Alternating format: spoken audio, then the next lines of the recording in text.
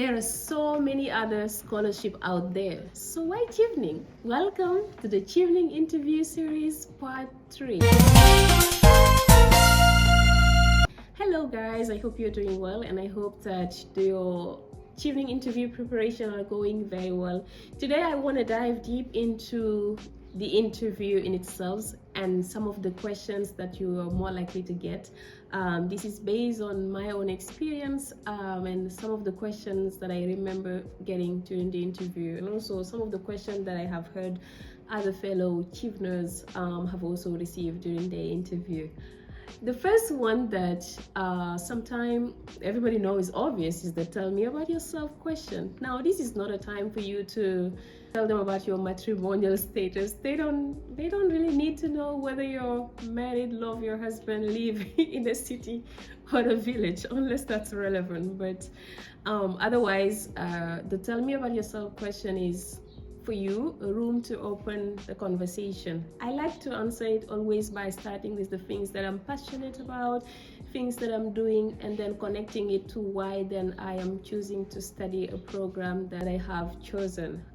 For instance, if you ask me to tell you about myself, I would be like, hello, my name is Mom and I'm passionate about education, especially girls education and women empowerment. For the past few years, or I would say for the past 8 years, I've been working in the field of international development, and then I would name a few things that I did that for me are connected to the program that I have chosen, and then I would specifically talk about things that I sort of mentioned in my essays to open the conversation. Now, there are thousands of ways to answer this question, so sometimes it depends on from one person to another, and I would love to hear in the comment what your way of answering this question is. The second question you might get is something along the line of why Chevening? There are so many other scholarships out there in Europe, in the US, in Canada. So why is it that you want to specifically go for the Chevening scholarship?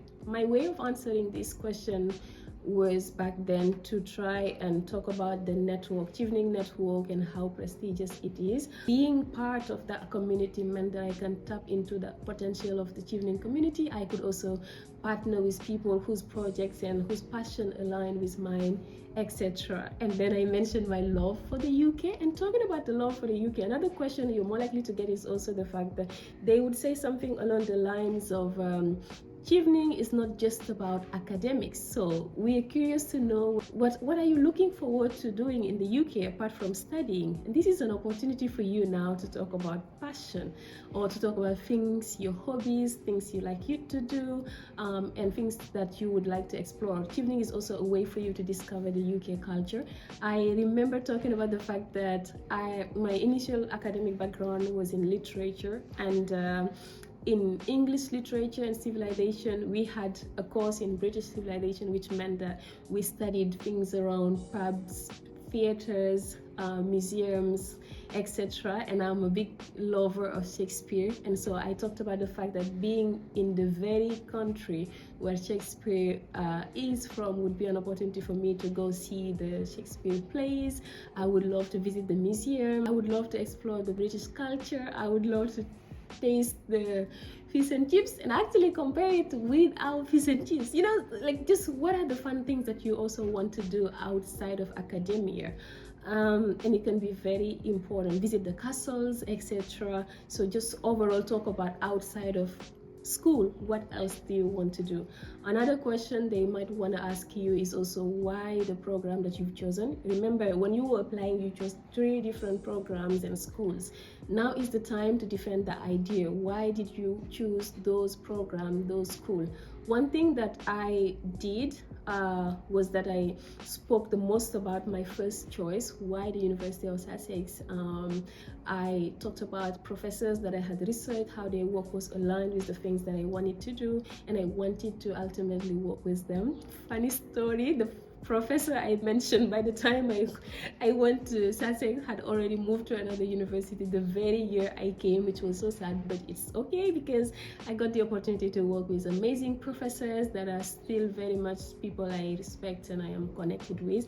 So speak about your university, the location of the university, why the program that you've chosen, etc. Now, they might tell you also to talk about a time when you made an unpopular decision and what did you learn from that. Even if they didn't ask that second half, which is what did you learn from that, it's very important that you, when you're answering, that you also talk about what you learned from that unpopular opinion. It's not nice for you to just say, yeah, I did this, I know it was wrong, and that's it. No. What they're looking forward to seeing there is your ability to learn from your mistakes. So it's very important to stress that throughout the question. Questions are going to be just around the things in your essays. The leadership question, career goals, networking, why the UK and why the program. So rehearse and try to practice questions around those 4 aspects that were in your essays. And while answering them, also use the STAR approach. I love the STAR approach. And for those who do not know what it stands for, the S stands for situation, T for task, A for action, and R for results. So instead of answering the question in a disorganized way, use that STAR approach to try to structure your answer. When you ask questions about, tell us about a time when you show leadership, tell them about the context. What was the situation? What was that problem that needed to be fixed? Tell them the task. What was it that you needed to do in that situation, and what did you do personally? That is the action. Do not use the we want to know what you did. So tell them about that, and as a result, what were the results that your action had. So if there's one thing I'm gonna insist in this answers, is that always make sure that when you give them an example, insist on the impact that it had in society, in other people's life, and therefore also, like, that is why we talk about the result. It is okay to speak about many examples, but I would rather focus on one example, tell them the impact I had, rather than giving them thousands of I did this, I did that, I did that, and I did that, and then they don't even know the impact that that specific thing had in society. So here are a few examples. Obviously, depending on who you are in your profile, some will get very general questions, others would get questions that are very specific to their essays. For the most part, that is the case. Questions are specific to your essays, and they allow you to expand on the things that you had put in your essays. So tell me if you have any question, if there are topics that you would want me to cover. And while answering the question, please take your time. You know that water they gave you, that also can be a strategy. If they ask me a question, I didn't do this, but I think it's a good tip. If they ask you a question and you need a few seconds to actually just think about what example will I use, you might just grab the water and you start drinking it. No, you drink your water, you put it back down. While you did that, maybe you had time to actually think about the example you want to share. If you don't understand the question, don't hesitate to tell them, I'm sorry, would you mind repeating that? I'm not sure I got it right. I'm not sure I understood your question, or if you didn't hear it, I'm not sure I heard it correctly. Would you mind repeating that? And they would repeat, because you might prefer asking them to repeat, understanding the question and answering it right, rather than hoping that you guess right and answer them completely out of topic, given completely out of topic answer. So here are my tips. I hope you like this. If you like, give this a comment, like, and share with friends in your community who are currently doing Chevening interviews. And as always, Ask-Maam is here to answer your question.